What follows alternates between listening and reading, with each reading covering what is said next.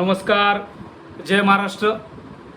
मला बाळासाहेब का आवडतात आणि माझ्या आठवणीतील बाळासाहेब वेगवेगळ्या अध्यायाच्या माध्यमातून महाराष्ट्रातील कानाकोपऱ्यात यशस्वी प्रक्षेपण करणाऱ्या महाराष्ट्रातील मायबाप हिंदू मराठी बांधवांचं भगिनींचं VR क्रिएशन यूट्यूब चॅनलच्या वतीने मी मनपूर्वक कृतज्ञतापूर्वक आभार आणि त्यांना धन्यवाद देतो.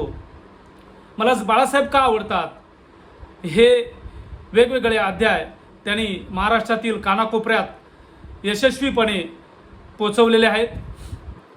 बाळासाहेब ह्या विषयावरती चर्चा करत असताना वेगवेगळ्या अध्यायाच्या माध्यमातून वेगवेगळ्या भागातून बाळासाहेब ह्या युगपुरुषास मांडत असताना मला सुद्धा अत्यंत आनंद होत असतो. आज एक वेगळा विषय मी आपणासमोर घेऊन येत आहे. बाळासाहेब ठाकरे ह्या व्यक्तीबद्दल, ह्या युगपुरुषाबद्दल अत्यंत बेधडक आणि लोकांच्या वाचनात न आलेल्या काही गोष्टी मी इथे तुमच्यासमोर मांडण्याचा प्रयत्न करत आहे. चुकबुल द्यावी घ्यावी. हिंदू हृदय सम्राट, सरसेनापती, मराठी मनाचं मानबिंदू, अखंड हिंदुस्थानचे कवच कुंडल, सतत हिंदुत्वाचा विचार करणारे, हिंदुत्वाच्या विचाराशी त्यांनी कधीच प्रतारणा केली नाही असे हिंदू हृदय सम्राट, मराठी मनाचे मानबिंदू, मराठी अस्मितेसाठी, मराठी अस्मितेला आपल्या तळहातावरती जपणारे म्हणून मराठी हृदय सम्राट, वंदनीय पूजनीय बाळासाहेब ठाकरे या युगपुरुषास, युगप्रवर्तकास, विलास मुळम या सामान्य लहान शिवसैनिकाचा मानाचा जय महाराष्ट्र. मुख्यमंत्री पक्षप्रमुख उद्धवसाहेब ठाकरे यांना मानाचा जय महाराष्ट्र. युवा सेना प्रमुख, युवा नेते, तरुणांचा आदर्श आदित्यजी ठाकरे यांना मानाचा जय महाराष्ट्र. बाळासाहेब ठाकरे या विषयावरती बोलत असताना मी विलास मुळम वेगवेगळा संग्रह, वेगवेगळी पुस्तकं, वेगवेगळे अध्याय त्यांचे वाचत असतो आणि त्या वाचनातून ज्या गोष्टी मला संग्रही, ज्या गोष्टींचा माझ्याकडे साठा संग्रह झालेला आहे त्यातून काही विचार मी आपल्यासमोर देण्याचा प्रयत्न करत असतो. महाराष्ट्राचे राजकारण अत्यंत प्रगल्भ आहे. तुम्हाला सगळ्यांना माहीत आहे, महाराष्ट्र पूर्ण देशात महाराष्ट्र एक की फॅक्टर आहे. देशाला अनेक दिग्गज नेतृत्व महाराष्ट्राने दिलं आहे. त्यात अत्यंत महत्त्वाचे नेतृत्व म्हणजे हिंदू हृदय सम्राट, शिवसेना प्रमुख, वंदनीय बाळासाहेब ठाकरे होय. बाळासाहेब ठाकरे एक स्वाभिमानी आणि मराठी भाषेवर विलक्षण प्रेम असणारे नेतृत्व देशालाच नव्हे तर संपूर्ण जगाला माहीत होते, परिचित होते.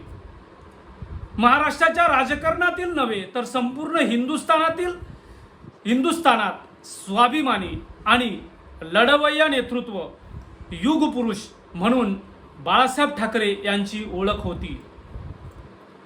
80% समाजकारण आणि 20% राजकारण हे समीकरण बाळासाहेबांच्या राजकारणाच्या कारकिर्दीला वेगळं वळण, वेगळी दिशा देणारे विचार होते. हिंदुत्व आणि मराठी माणसाच्या हक्कासाठी आणि अस्मितेसाठी त्यांनी आपला संघर्षमय जीवन प्रवास अखंडित चालू ठेवला. शिवसेना प्रमुख बाळासाहेब ठाकरे म्हणजेच हिंदुस्थानच्या राजकारणातील एक वादळ होतं. बाळासाहेब जेवढे वादग्रस्त तेवढेच दिलदार व्यक्तिमत्व म्हणून ही त्यांची संपूर्ण जगभरात विशेष ओळख होती. बाळासाहेबांच्या सामना अग्रलेखात नेहमी मराठी माणसाला प्रेरणा देणारे विचार असायचे. वाचा आणि थंड बसा किंवा वाचा आणि पेटून उठा, उठ मराठा उठ, अशी एकापेक्षा अनेक त्यांची व्यंगचित्र प्रकाशित झाली आणि ती जगप्रसिद्ध सुद्धा झाली. भरपूर गाजली सुद्धा ती. बाळासाहेबांची ही व्यंगचित्रे होती. खास अगदी त्या मथळ्यामध्ये अग्रलेखात हा खास मथळा असायचा बाळासाहेबांचा. बाळासाहेब एक निर्भीड आणि बेधडक विचारांचं शास्त्र होतं. मुंबईतील साखळी बॉम्बस्फोट प्रकरणी किंवा प्रकरणात अंडरवर्ल्ड डॉन दाऊद इब्राहिम याचं नाव जाहीर झाल्यानंतर त्यांनी भर व्यासपीठावर, अगदी व्यासपीठावरती, चक्क व्यासपीठावरती उभ्या राहून बाळासाहेबांनी आपले विचार मांडले होते. जर तुमचा दाऊद तर माझा अरुण गवळी आहे. एवढे बाळासाहेबांचे हे वादग्रस्त विधान खूपच गाजलं सुद्धा आणि खूप चर्चेत सुद्धा राहिलं. बाळासाहेब हे एक अजब रसायन होतं. प्रत्येक शब्दात त्यांच्या एक वेगळा जिवंत आणि ज्वलंत विचार आणि प्रेरणादायी विचार असायचे.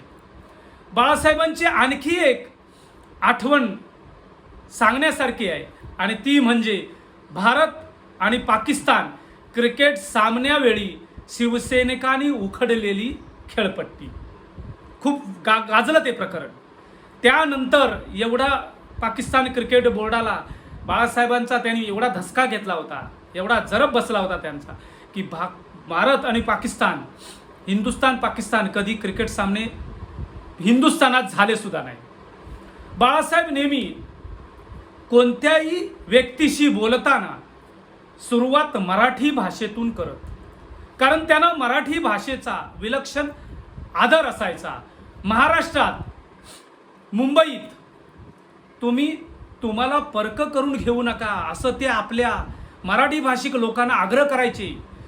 तुम्ही मराठी भाषेला सापत्कपणाची वागणूक देऊ नका. कोणत्याही परभाषिक माणसाशी आपण मराठीतच बोललं पाहिजे असा बाळासाहेबांचा नेहमी आग्रह असायचा.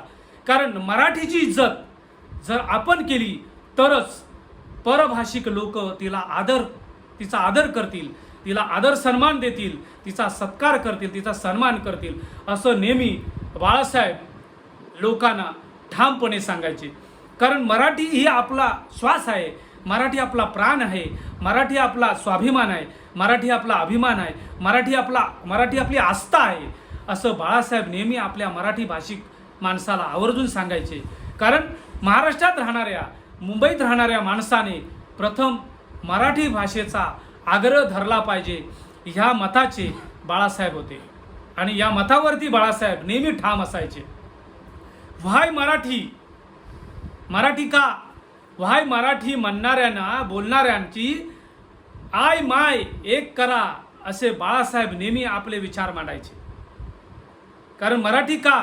एखादा परभाषिक माणूस जेव्हा आपण त्याच्याशी मराठीत उजत घालायला लागतो, आपण जेव्हा त्याच्याशी मराठीत बोलतो तेव्हा तो सरळ सांगतो आपल्याला की मला मराठी येत नाही, मैं मराठी में बात नहीं करेगा, मेरे को मराठी नहीं आती. तर अशा व्हाय मराठी म्हणणाऱ्या लोकांची आय माय एक करा असे निर्भीड आणि भेदडप विचार नेहमी बाळासाहेब आपले मांडायचे. या बाळासाहेबांनी विचार करा ना, संपूर्ण महाराष्ट्राला, मुंबईला, देशाला, जगात पोचवले. व जगात 222 देशामध्ये आज बाळासाहेबांना लोक मानत आहेत. 222 देशात तुम्ही जाऊन बघा, तिथेही लोकांना जर एखाद्या म्हणजे बाहेरच्या देशातल्या लोकांना जरी प्रश्न विचारला की who is a tiger in India, तर लोक सरळ सांगतात बाल ठाकरे. विचार करा म्हणजे किती जरब आणि प्रचंड व्यक्तिमत्वाचं आणि एकदम बेधडक व्यक्तिमत्व होतं बाळासाहेबांचं. अहो, आपल्याला अभिमान असायला पाहिजे की अशी महान व्यक्ती आपल्या महाराष्ट्रात, पुण्यात, मुंबईत जन्माला आली. त्याचा आपल्याला सार्थ अभिमान असायला पाहिजे. बाळासाहेब होते प्रत्येक माणसाला आपलंसं करणारं ते व्यक्तिमत्व होतं. त्यांच्या पोटात, मला मागच्याच अध्यायात म्हटलंय, त्यांच्या पोटात आणि ओटात एक असं कधीच त्यांचा दुजाभाव नव्हता. ज्यावेळी नितीन वागळे साहेबांनी शिवसेनेबद्दल, बाळासाहेबांबद्दल आक्षेपार्ह विधान केलं होतं, त्यावेळी त्यांची विक्रोळीमधील कार्यालय शिवसैनिकांनी तोडलं होतं. त्याच निखिल वागळेंना बाळासाहेबांनी 2012 मध्ये मातोश्रीमध्ये मुलाखत घ्यायला बोलवलं. आक्षेप नव्हता त्यांच्या पोटात किंवा मनात त्यांच्या कुठल्याच व्यक्तीबद्दल नाही. त्यांनी कुठल्याच व्यक्तीला तो कुठल्या पक्षाचा आहे असं विचारलेलं नाही. म्हणजे एवढं महान व्यक्तिमत्व होतं. अरे आपल्याला वी प्राऊड. बाळासाहेब हे माझं हृदय आहे. कारण माझ्या 2 पिढ्या तयार झाल्या आहेत बाळासाहेबांच्या विचाराशी निगडीत. कारण बाळासाहेब ही वेगळीच व्यक्तिमत्व होतं. बाळासाहेब हे वेगळंच रसायन होतं. बाळासाहेब हे वेगळेच युगपुरुष होते. छत्रपती शिवरायानंतर या महाराष्ट्राला मान आणि सन्मान मिळवून देण्याचं काम एकमेव म्हणजे बाळासाहेब ठाकरेंनी केलं. या महान युगपुरुषास तुमच्या समोर मांडत असताना मी सुद्धा आक्रमक होतो. कारण बाळासाहेबांचा आक्रमक वृत्तीचा वारसा आपल्याकडे स्पष्टपणा आपल्या शब्दात ठासून भरलेला आहे. त्यामुळे बाळासाहेबांसारखं जगायला शिकायला पाहिजे. बाळासाहेब वाघ होते. लोक सगळेच म्हणतात ना की बाळासाहेब वाघ होते. एक था टायगर, एक होता वाघ, एकच वाघ. संपूर्ण हिंदुस्थानात, भारत देशात, महाराष्ट्रात, मुंबईत मातोश्रीवरती राहून जगाचा कंट्रोल ज्याच्या हातात होता अशा महान युगपुरुष वंदनीय बाळासाहेब ठाकरेंना मांडत असताना मी सुद्धा खूपच गहिवरून गेलेलो असतो. पुढील अध्यायात येण्यापूर्वी मी तुमची समस्त महाराष्ट्रातील हिंदू मराठी मायबाप बंधू भगिनींची रजा घेतो. जय हिंद, जय महाराष्ट्र.